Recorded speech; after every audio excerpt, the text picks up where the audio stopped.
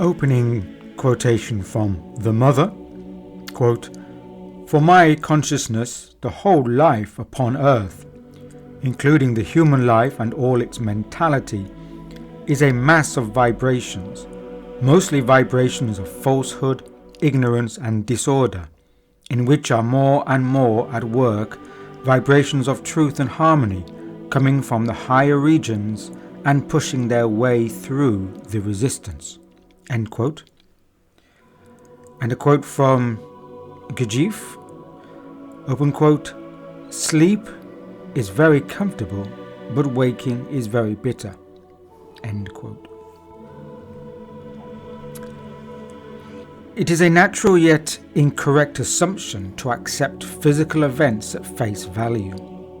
Influences come to us upon many varied levels, and the visible physical carrier or medium is the most superficial form. All of life is a play of forces. We may call these universal forces, for they act both within and beyond the physical. We have become accustomed to giving personal forms to many of these forces, and we believe that we are independent and free from their influence. The Greek Armenian mystic Gurdjieff used to say that humankind lives under 48 laws, of which they are mostly unaware or ignorant of. This is a very precise number, and it is not the numbers, the quantity, or the specifics that I wish to focus on here, but the quality. It may be necessary to have a feeling for the forces of influence that populate our lives in the physical domain. Most people, most of the time, are not aware of the forces acting upon them, and this is a natural condition. We all live our lives within a sea of vibrations, thoughts, suggestions, influences, etc., and we are barely aware of which ones belong to us and which we take to be our own.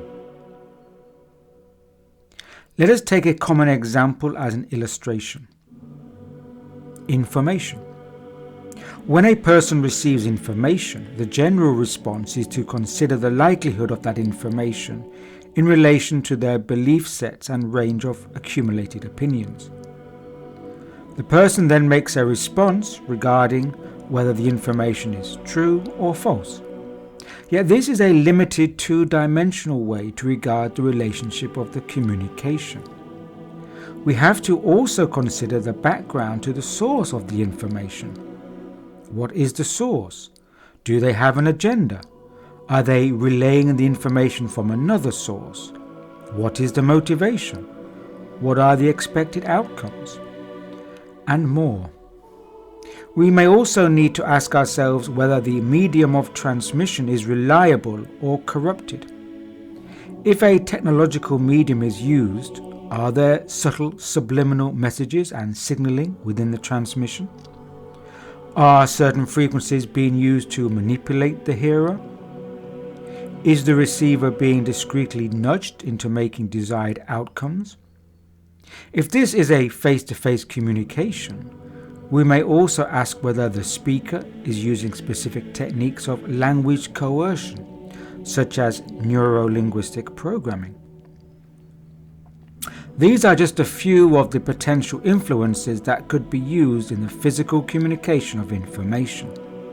And yet, these are still those forces of influence that are limited to the physical range. It is good to be mindful that non-physical forces compete for power the same as familiar physical forces do. What is hidden to us in everyday life are the motivations behind the impulses that surface within the physical.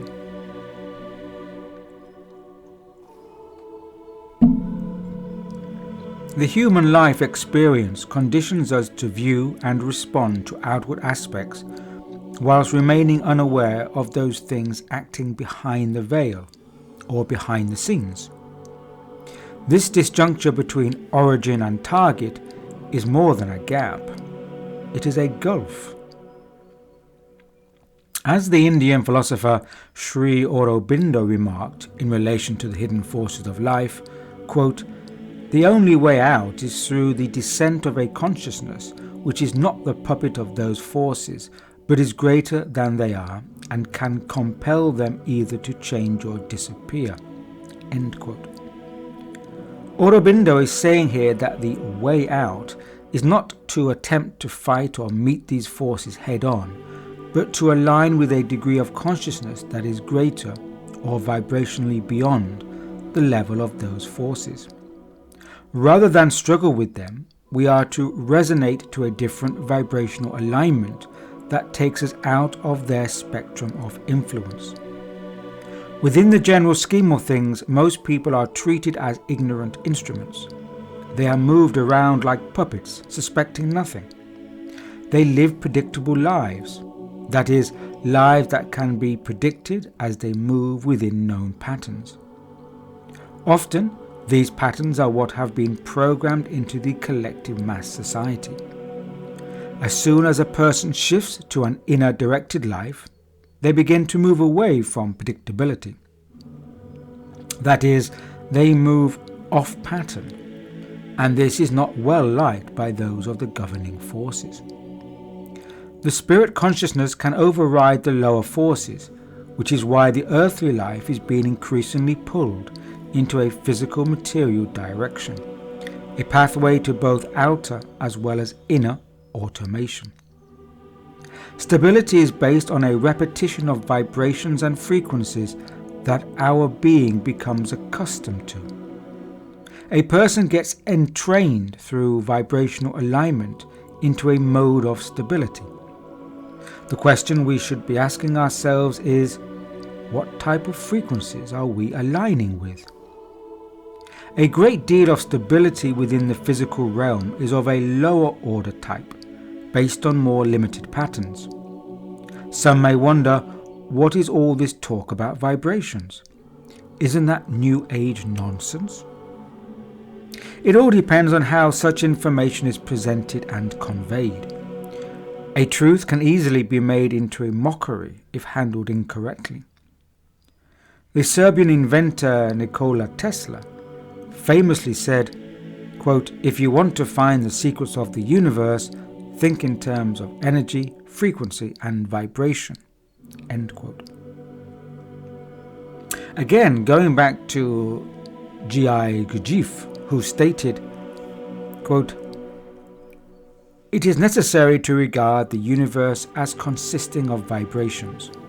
These vibrations proceed in all kinds, aspects, and densities of the matter which constitutes the universe, from the finest to the coarsest. In this instance, the view of ancient knowledge is opposed to that of contemporary science, because at the base of the understanding of vibrations, ancient knowledge places a principle of the discontinuity of vibrations. The principle of the discontinuity of vibrations means the definite and necessary characteristic of all vibrations in nature, whether ascending or descending, to develop not uniformly, but with periodical accelerations and retardations." End quote. It is interesting here that Gurdjieff speaks about the discontinuity of vibrations that develop through periodical accelerations, i.e. increases, and retardations, i.e. delays. There is not a uniformity in the influence of vibrations. The energetic background of life, so to speak, moves through these periodic shifts. This can be seen as a macro influence upon human life. In such times, we may feel irritable, restless, frustrated, or more. Philosopher J.G. Bennett referred to this when he wrote, quote, "In a more subtle and pervasive manner, great regions of the Earth's surface, and sometimes even the whole of the Earth, become subject to a state of tension that produces in people a strong sense of dissatisfaction with their conditions of life. They become irritable or aggressive, apprehensive, nervous, and highly suggestible." End quote. These impersonal forces that influence the world and our states of being we know only by the results they cause. We perceive only a small degree through the lens of visible events and consequences. There are forces unknown to us that are responsible for shaping our physical, psychic and emotional environment. The human being lives, quote, constantly in the midst of a whirl of unseen mind forces and life forces of which we know nothing. We are not even aware of their existence. End quote. There are currently forces acting upon human consciousness and producing a great deal of pressure. We are in need of an outlet for this pressure before it implodes or explodes through our societies in uncomfortable and disagreeable ways. There is now a contestation of forces that are so visible that they can no longer be denied by the aware or awake individual. At the same time, a great evolutionary or developmental force is pushing into the earthly domain, and there is immense resistance to this. This makes the struggle, the contestation of forces, more acute, more violent, and more definitive. Yet this very visibility of the counterforces upon the physical world stage is an important sign for us. It displays their state of desperation to come out of the shadows in this way. This opens up an important path of realization for the rest of us, and possibilities too. Even if individual transformation is upon a small scale, there is the opportunity now for a general uplifting within collective humanity. And it is this general uplifting that will usher in the potentials and conditions for a new world to emerge. Again, as Bennett says, quote, "If a new world is to come, we must first create it in ourselves. You may ask how the work of a few people can change the world. It always has been so. Ideas are powerful, not organizations. Nothing can be done by outward force. Everything can be done by inner strength." End quote. We have arrived at an exceptional hour, a privileged time for the expansion of human awareness and perception, if only we can bypass those forces of hindrance. What we need now is inner certitude and to exercise discernment, especially when open to the forces of mass vibration.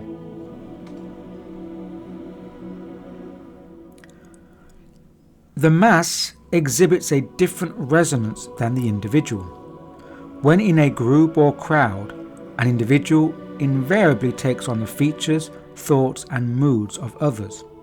In this way, the individual can be inwardly polluted and corrupted by forces that they are not aware of. It is important to be conscious of who we choose to be with, mix with, for each person is a point of reception and transmission, and we vibrationally align, i.e. resonate, with those we are physically close to. That is why the mob can be psychologically and behaviorally dangerous. And this is also why we are advised to choose our friends carefully. A lot can be said about a person according to their friends and associates. It would do us well to remember that, quote, "One catches the constant contagion of all desires, all the lower movements, all the small obscure reactions, all the unwanted vibrations which come to us from those around us." End quote. Life is a continual interplay of forces, a continuous alchemy in which a person is constantly absorbing various kinds of vibration that may contain all types of possible dissonance. In this, the task of the conscious and aware person is to transmute these dissonant forces so that their action and influence is disabled. We can do this by grounding the vibration. Let us say that something, an event, a person, or a comment has caused us frustration. We refrain from responding to it by taking an inner pause an internal step back, and we observe the discomfort. This item is treated as an observable object with a life of its own. It is an energy form, and it needs to be allowed to dissipate rather than find an energy source to latch onto, i.e. oneself. In this, the energy form or the item needs to be grounded within neutral physicality, just as electricity or lightning needs to be grounded or earthed. Similarly, we earth the dissonant energy by visualizing its transference into the ground beneath us.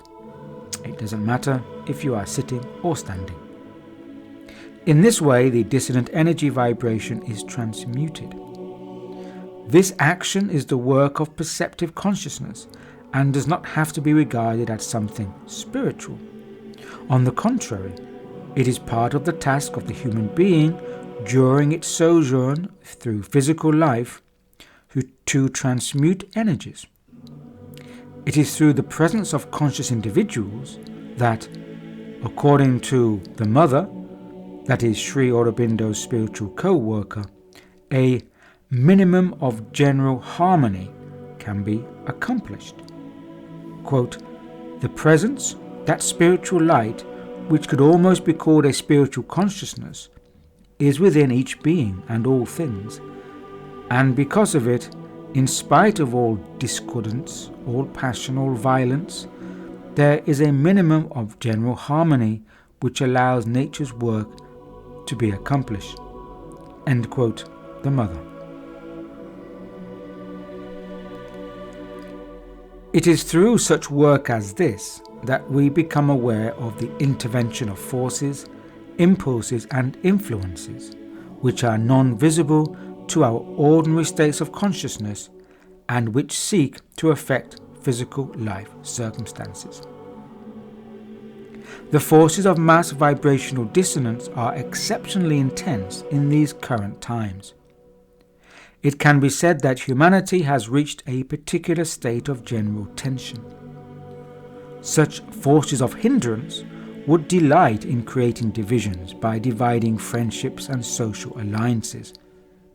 Some divisions, however, are set to occur, for these are the breakdowns in the dysfunctional external systems that perpetuate the fractures in our societies. These are such systems as politics, economy and social trust. We can expect some cracks to appear in these systems for nature's work to operate. Yet we cannot allow these fractures to disable the human spirit, or to numb the forces of spirit consciousness. As stated by the Mother in the opening citation to this essay or talk, life is mostly awash with vibrations of disorder and falsehood, in which, quote, vibrations of truth and harmony are coming from the higher regions and pushing their way through the resistance, end quote. We are tasked in these times to assist these vibrations of truth and harmony and to help them to push their way through the resistance. And in this, we are aligning with the continuation of the alchemical work by assisting in the transmutation of the dissonance, e.g. the lead, into constructive forces, e.g. the gold. And by doing this, we shall also be assisting in the alchemical transmutation of the great treasure of the philosopher's stone, ourselves.